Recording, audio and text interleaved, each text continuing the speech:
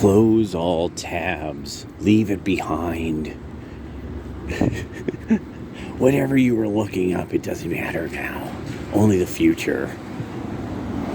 So, I started thinking about something. I was watching a video about Christian nationalism. So something that's apparently happening among evangelicals. I would imagine this has to be happening in the Catholic Church as well, because of how every once in a while stuff comes out from the Catholics that you realize that the young are getting like way based, and really based in a way that is driving their thinking to pre-Vatican II over and over and over and over again. And I think that's a real threat. The Catholic Church is seeing that as a real threat from the youth. That their youth movement is a little too Christian. So the thing I've been thinking about was this. That I heard these evangelicals discussing that there's woke Christianity, and so they won't name cultural Marxism, and that's a flaw. That if you don't name it, then you're not using proper terminology. And once it's in proper terminology, you're actually kind of obeying the cultural Marxist concept that you could just have these amorphous gossamer terms all the time that could mean two different things on two different days in the same conversation. So make that one work. So they're not referring to, cultural Marxism as wokeism, because then they could go to the original thinkers. They could go to, I believe it's Adorno and Marcuse and all these people who are a part of that, and then they would have to attack also the school. Feldenkrais. No, not federated. Oh, I can't believe I'm forgetting this.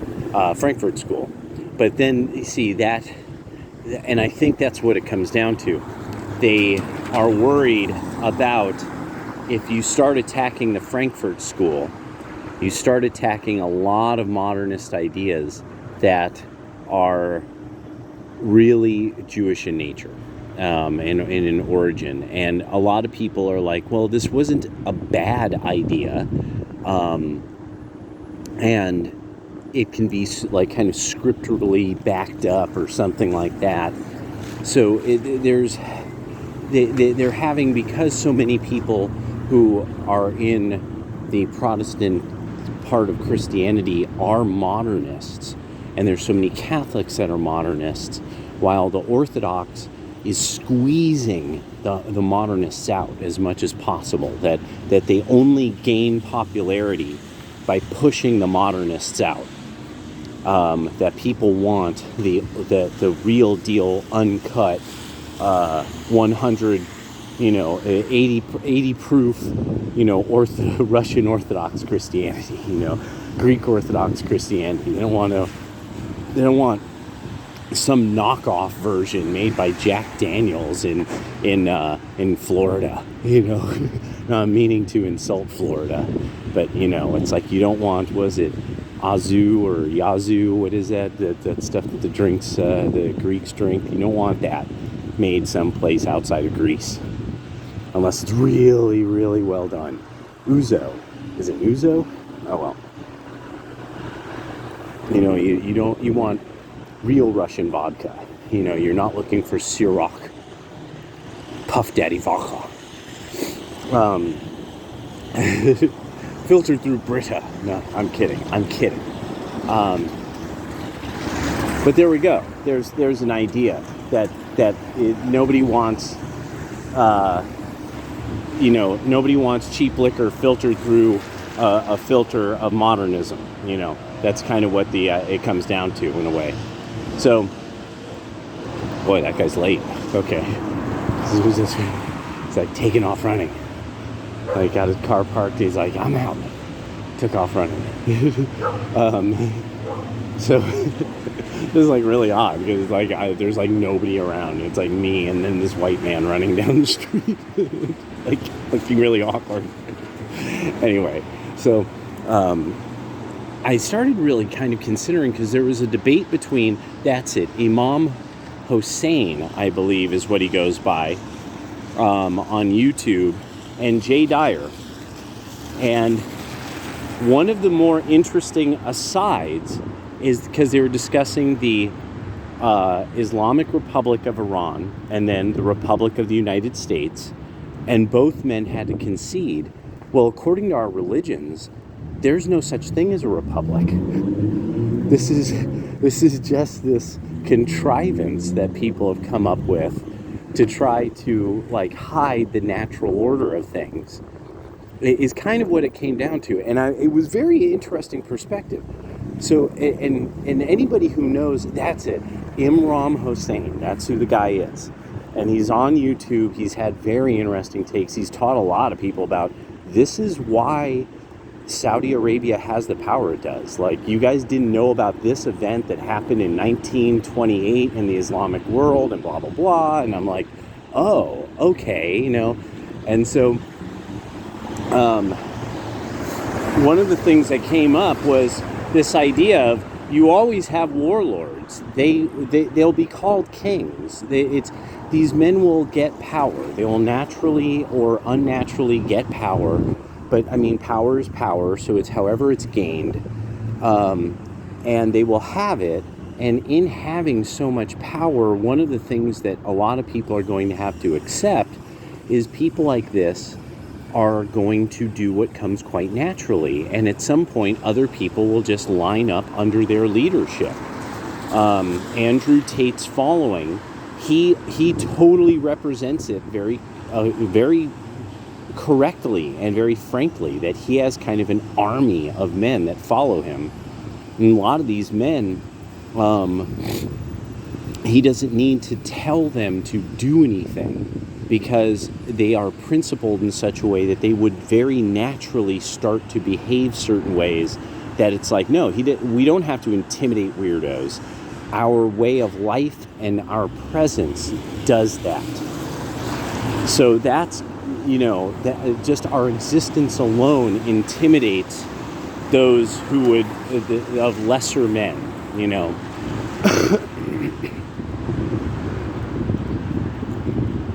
And there's a lot of this that it was stuff that I slowly, as somebody who was very much against the grain, who tried to swim upstream and stuff, a lot of this was stuff I didn't like admitting. These men have a point. You know, I don't think you all are, because after a while it was like, I don't think you all are really getting how much these men have a point. And finally I was like, okay, you guys are just not being honest that these dudes have a point. And you're trying to mask it in that they're some weird totalitarian movement from Germany or Italy a long time ago, and this is just silly. You're not adapting. You're not adapting to the present time. I've come to understand now timeless principles and that are trapped in amber and in gold in the Christian tradition. That it takes what is like the best of civilized society and the human person and says like, no, you're supposed to be like this. Like, this is actually what people really are. You know, they're really this very good thing, and you just have to kind of make a leap of faith, and you'll find others are good too. You know, and so that was like, that's kind of that thing about that. And so I was like, okay, sitting back, like, I don't think these people in these churches criticizing the idea of Christian nationalism get what the pragmatic part of it, that there's a bunch of people who are like, no, we're not going to make people do things. You can't make people do things. This is one of the things I know they didn't see this movement happen, really. They've been reading the books. They've been maybe reading articles. They are not in the chat. They are not fucking with the bands. They are not making the jokes with, you know, the Orthodox Catholics and Protestants are all making jokes with each other. These are not the guys these guys aren't watching Beckloff. You know, these guys aren't watching Dyer. You know, these guys aren't in the chat having the bands. And it's because, of course, they're ministering. They're ministering to people. So to a great extent, I post this as trying to get a lot of these people who are afraid of Christian nationalism to understand these are not the two opposites on some two-dimensional line on a piece of paper. That is beyond. That's middle school understanding of politics and theology and what's been going on with all that lately. Like that's like a middle school level understanding of it. It's three-dimensional. There's an X, Y, and Z axis to it, you could say, but no, because Orthodox Christian nationalists respect the Confucian just as much as they would respect anybody who's principled and is loyal to the Republic, because the Republic is this pagan contrivance that apparently works to keep civil society civil for now, but it needs more, and what it needs Christians who live as Christians, and that's it. So one of the things too is because there's a bunch of people who they have kind of bought into the pagan contrivance a little too much and don't see how it's perfected in Christ. They keep going back to right after the fall. They keep going back to Babylon and keep trying to make it Babylon, where everybody is in some kind of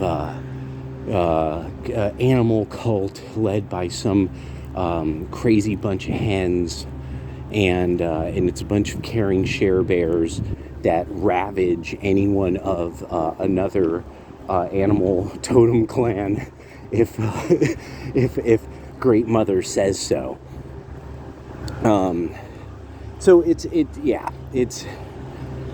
but I'm taking it too far. I'm going too far astray at this point. There's not really, like, the people who made me see this honestly were Southern Californian kind of people who had been raised down there with everybody, with every kind of people. That there would be these times where there would be like vatos, and there would be like white dudes and vatos that these guys were like tight as hell. And a big part of it too was one was like raised in an evangelical home, one was raised in a Catholic home, and it could be either one. And the thing is that no matter how hard, how many times they had gotten locked up or something like that, one of the things that bound them together was the idea of Christian masculine honor. That there is certain things that are simply wrong, and that nobody's allowed to do that. It doesn't matter who you are, it doesn't matter who you know. You're not allowed to do certain things.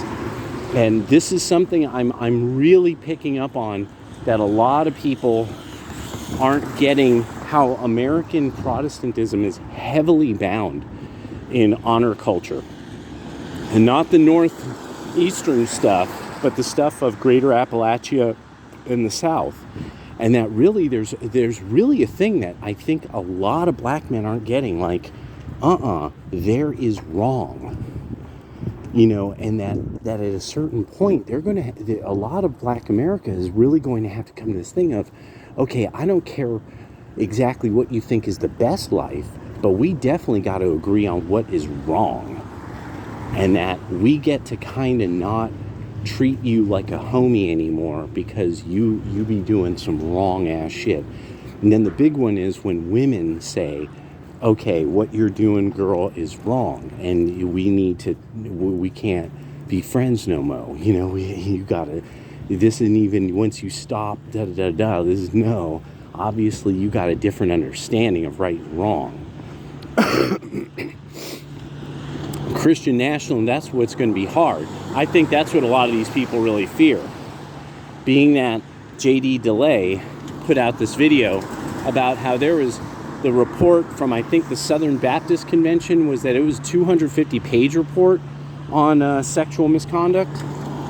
And so there's really this thing now that it's like, no, I think that there's a lot of people that are really worried about the concept of ostracizing, that Christians will ostracize people, and that it's like, no, but we'll get ostracized. And it's like, no, but Christians will be ostracized. These people will ostracize us back. It's like, no, they won't. No, they won't. This isn't opposite Monday. This isn't a reflection in a mirror. The left and cultural Marxists are fundamentally different. Paganism was fundamentally different. Too many of these people have bought into, maybe Jesus was just another version of Dionysus, they still haven't made their absolute separation with kook ideas of the Enlightenment. Christian nationalism is a major part of our future.